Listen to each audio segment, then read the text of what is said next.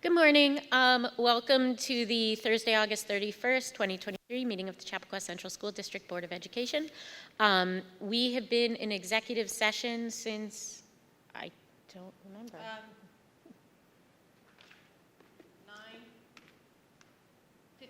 9:55. Can I have a motion, please, to reconvene the public meeting? All in favor? Please rise for the Pledge of Allegiance. Pledge allegiance to the flag of the United States of America and to the republic for which it stands, one nation, under God, indivisible, with liberty and justice for all.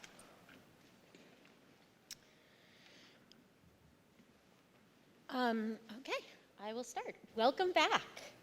Today marks the start of the 2023-2024 school year for our faculty and staff, and our kids return to the buildings on Tuesday. We are so excited for the coming school year and hope it will be a year of tremendous growth and amazing fun for our whole community. We had an incredible opening day celebration. Thank you to Dr. Ackerman and everybody who worked on that, and especially to our amazing student performers who came and celebrated with us. We also had Lauren Tarshis, the author of the I Survive series, give us an amazing keynote address. We also celebrated our 25-year employees and thanked them all for their quarter of a century of service to the district. We are really looking forward to this year and hope it will be one of increased communication between us and the community. I mentioned at our last meeting we will be rolling out office hours for the board. Please keep your eyes out for an email outlining that rollout and how to sign up. We'll get that email out to the community in the next week or two. We've also had some community members reach out to us to ask about some safety concerns. As we outlined in the spring, we've spent the summer putting in place a number of new security measures. The automatic door locks are all in place throughout the district. Thank you to our facilities team for working tirelessly throughout the summer to make that happen, along with many other projects from facelifts to full-on infrastructure repairs. Your work to make our buildings ready for learning is a tremendous undertaking, and we are incredibly appreciative. Additionally, there are a number of other security initiatives that the board and administration have been researching and implementing over the summer to supplement what we already presented. I'm not going to go into detail here for obvious reasons, but I wanted to assure the community that this was not something where we checked the security box and stopped looking for ways to improve our systems. We are continuously researching and exploring ways to make our schools safer. So that brings me to the SROs. As you know, we accepted the Newcastle Police's answer to our special police officer request for SROs. They had offered us terms for adding 2 new SROs to the program. When we reached out to reduce the terms they had set forth to a contract with the town, and I confess that I did not realize we would have to hammer out the contract with the town and not deal directly with the police department, that's when the terms started changing. First, we were told that they wouldn't be able to provide the resources that they said they could in their proposal, neither from manpower nor the financial resources to do so. We would need to extend the term of the contract from the 1 year we had asked for to 2 years. Okay, we agreed to that. Then when a smaller group of us met with a smaller group of the town board and the town administrator to discuss whether the town board would be willing to share any of the cost of the SRO program with us, I was told by the town administrator that A, even asking that nullified any proposed terms, which is not how an RFP works, and B, that not only would the town not be able to help the district, but that the SRO cost to the district would now be going up substantially from what they originally said, and that the numbers on which we relied. We had already agreed to the requested longer 2-year contract and said that additionally we would be willing to pay more in the 2nd year, but could not for the 1st. We thought that we had reached an agreement. I will not go into the details now of everything else that was changed and demanded, but what we received back from the town looked nothing like what we had agreed to. Their proposal, however, is also substantially more than market rate for SROs in our area. Since then, we've sent another revised contract for signature, acceding to many of the town's requests in the interest of getting this done, and have been met with radio silence. I know this news will be frustrating. Believe me, I am incredibly frustrated.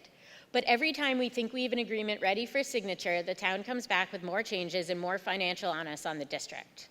We are continuing to explore other funding structures and program structures for the SROs in the future, but for now, this is what we have to work with. I am still hopeful that the town or their lawyer will get back to us or our lawyer before Tuesday, but we have been trying to get this done since the day we said we would be adding SROs, have repeatedly told the town when our meetings are and when we need to have a contract to approve, and it's been a repeat moving of the goalposts and going weeks without answers. I wish I had better news to report, or frankly, I wish we had a contract before us for approval this morning, but we don't, despite all of our best efforts. So I'm sorry to end with that, but on a more upbeat note, we are very excited to welcome everyone back on Tuesday for a safe, healthy, fun, and of course, educational school year. Okay, there is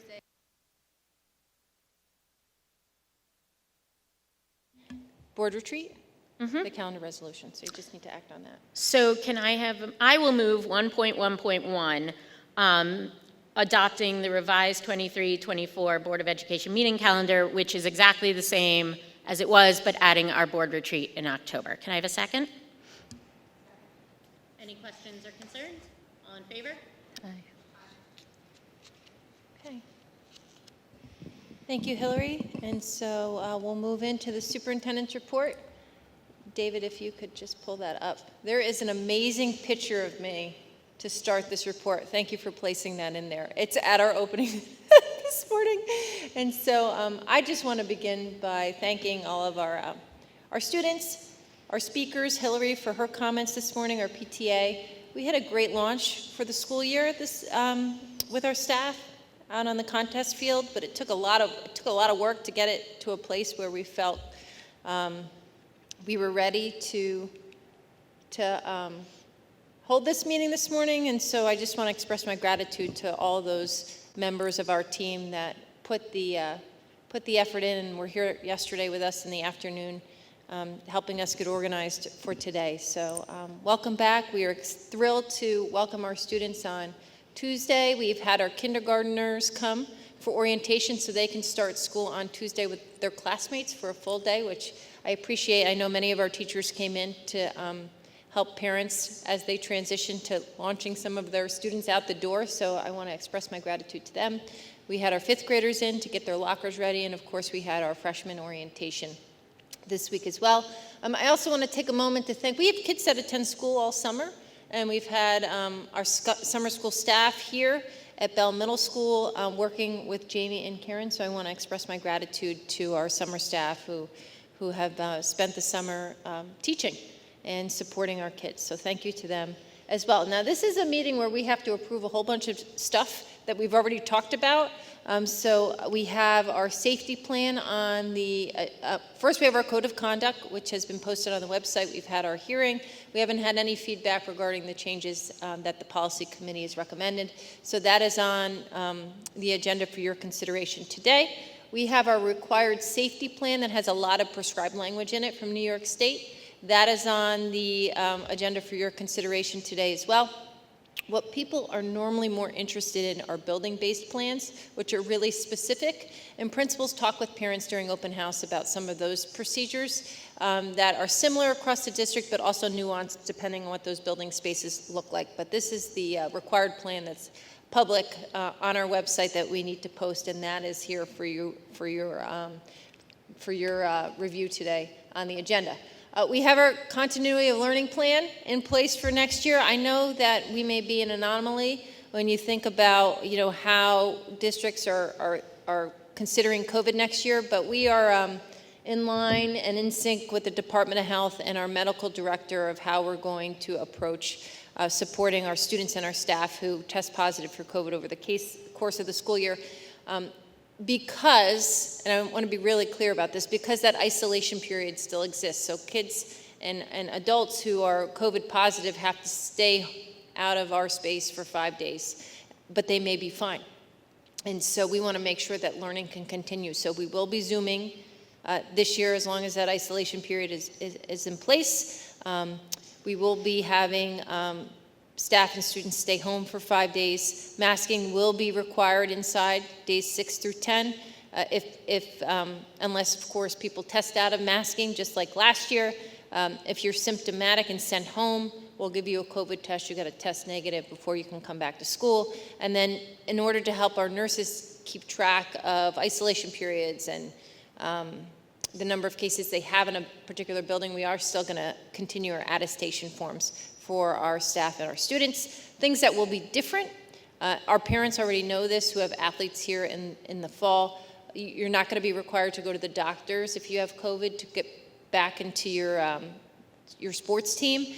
We just have a separate form where you need to just indicate that there are certain symptoms your child did not have when they were in COVID, when they had COVID before they returned to the playing field. We're not going to send out the district notices anymore. We don't feel like we need to do that, but if there's like 15 cases in a building over a 5-day period, we'll send out a note to the building just so parents know that we look like we have a little uptick in a particular space. If I see we're having a problem across the district, I will send something out, but I just don't want to lock us into anything right now. Our cleaning and bus protocols are going to go back to normal. And then for Greeley, when kids are going away on overnight trips, they're not going to have to engage in that negative test process that we were requiring in the past. Now, in addition to this plan, there is a resolution on the agenda which would authorize me to test an extracurricular activity or a team if we see we have a problem there. We didn't have to use that at all last year, but I would like to have that option if necessary, depending on what could potentially happen during the school year. And we saw in our first and second year that was really important for some classes and for some teams that we offered testing based on some of what we were seeing. And so I'm going to have a webinar next week on Wednesday to go over the code of conduct and some of our adjustments to our safety protocols and our COVID plan for parents. It'll be at 7 o'clock. I know at 6 o'clock there's a Meet the Coaches night for modified students, but don't worry, I'll have this meeting and I'll push it out to everybody, all of our parents, so that they can review it if they aren't able to attend. And I also will share our new DEI support structure for families at that meeting as well. And so other things on the agenda tonight are the special education plan. So Jamie, if you want to just mention what the purpose is of this plan, where it's posted, and why we're required to do it, it would be great. So every 2 years, we are required to update our special education plan. I actually think we might have been a year behind, but we have that plan now for your review. And basically what it does is it provides an overview of the special education programs in our district. It also includes the board policies that support our special education programs. So that might include the space that we provide in our district for those programs, and our commitment to providing instructional materials that are appropriate for our students who might have some learning needs. At the end of the plan is a copy of the budget and how we spend our money to support special education. And as I shared, this is something that would be updated every 2 years. We're required to post it on our website, so it's a place where parents can go if they're wondering about the kinds of programs that we offer here in Chappaqua. The other part of the agenda that is linked to students and IEPs is a new policy. It's policy 5037. I think what might have happened is in a district not our own, there was an issue with how buildings were using timeout rooms to support kids. And so when that happens, sometimes state ed says everyone needs a policy. So we don't have timeout rooms here. We do have some sensory spaces in places, and so Jamie's going to talk a little bit about when we would use those. There's also language about, in this policy that's required, that shares with families that we would only physically restrain students as like a last resort, which of course is the expectation here, and it rarely ever happens, so there's some language around that too that we're required to now place in a policy, which is encompasses on this on 5037. And so, Jamie, do you want to just highlight the sensory room Sure. portion of this? So we don't have timeout rooms, and yet we do have sensory rooms that are very infrequently used for the purpose of removing, when a student needs to be removed from a classroom temporarily to regulate their behavior. And so our sensory rooms are sometimes used for that purpose. However, they are only used for that purpose following a functional behavior analysis where there is a plan in place that the child experiences difficulty with self-regulation and may need time outside of the busyness of a regular classroom to calm down, compose themselves, and then return to the classroom where they can access curriculum and instruction. So they are always going to be a part of a behavioral intervention plan. Parents will know that it's part of the plan and be notified whenever a child is removed from a classroom to spend a couple of minutes in the sensory room for this purpose. There will always be monitoring and supervision by an adult in that space. So this policy is helpful in that it has provided us this opportunity to really provide pretty clear guidelines as to how the sensory rooms will be used for a timeout purpose in our district. Any questions about that? Okay.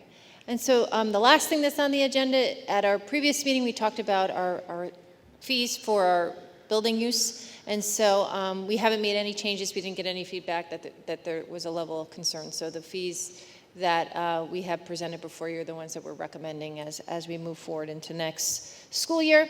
And then just finally, we're getting ready to roll here. Everyone's coming back on Tuesday. We're really excited to welcome our kids. And then we have a series of events to acclimate families to our community. Welcome to our K parents, particularly those who haven't had students enrolled in our school district before. We're here to support you. We are thrilled to have your children enter our school district as our new class. And we look forward to all that comes with being a part of a great school community. So thank you, and that's the end of my superintendent's report. Thank you. That brings us to committee reports. I've got nothing. Anybody? Okay. That brings us to our public comment period. There's literally nobody here. I guess I should, if anybody would like to make a public comment, but there's nobody here. Okay, so I'm going to assume that can be skipped. That brings us to approvals and ratifications. Can I have a motion to take 3.1 through 3.4 collectively? Those are the minutes of the meetings on July 20th, August 3rd, August 8th, and August 22nd, respectively. Motion. Any questions or comments? All in favor? Aye.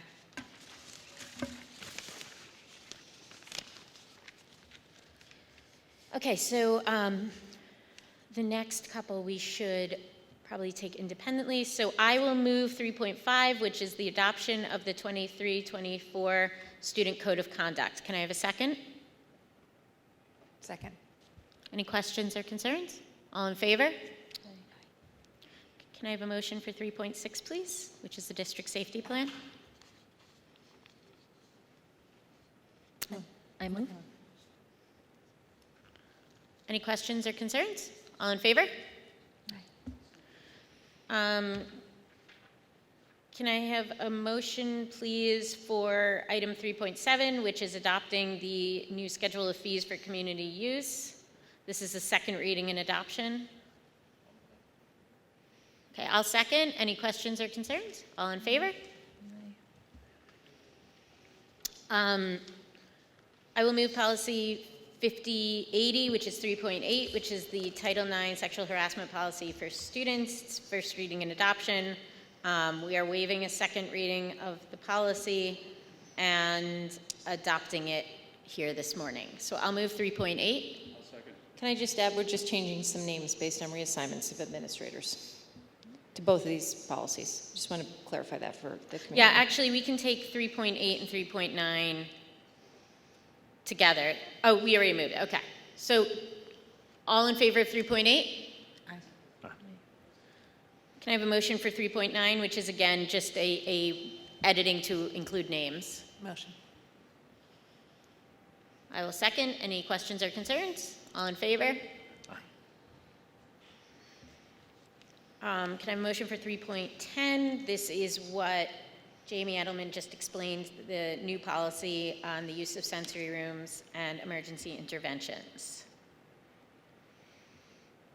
I'll move that one. I'll second. Questions or concerns? All in favor? Aye. Can I have a motion to take 311 and 312 together, please? These are the adoption of the special education plan and the continuity of learning plan as explained earlier. I'll move. Second. Any questions or concerns? All in favor? Okay.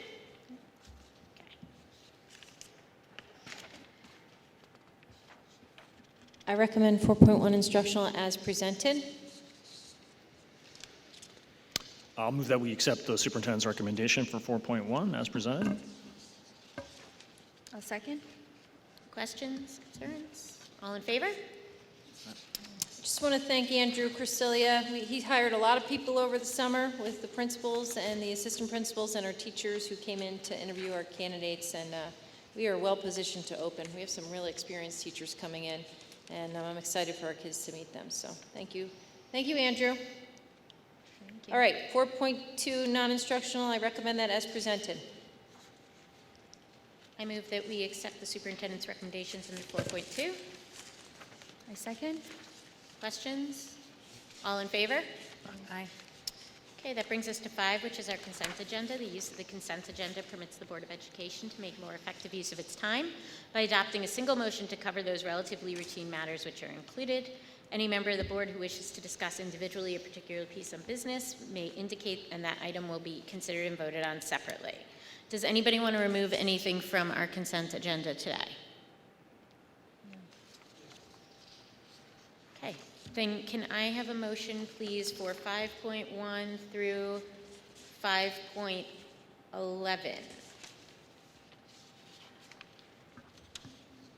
I'll make a motion. Second. Any questions or concerns? All in favor? Aye. Okay, that brings us to 6. 6.1 and 6.2 are acknowledging contracts previously approved by the superintendent per board policy 6085. 6.1 is an agreement with Samantha Potak for this school year, and 6.2 is a use for Sawmill Club for the swim team. I will move 6.1 and 6.2. Can I have a second? Second. Questions or concerns? All in favor, please say aye. Aye. Okay, nothing under 7. Can I have a motion, please, to take 8.1 through 8.6 collectively? These are acknowledging receipt of the claims auditor's report, the treasurer's report, the extracurricular activity report, the treasurer's report we have for both June and July, and the revenue status report for July, and the appropriation status report for July.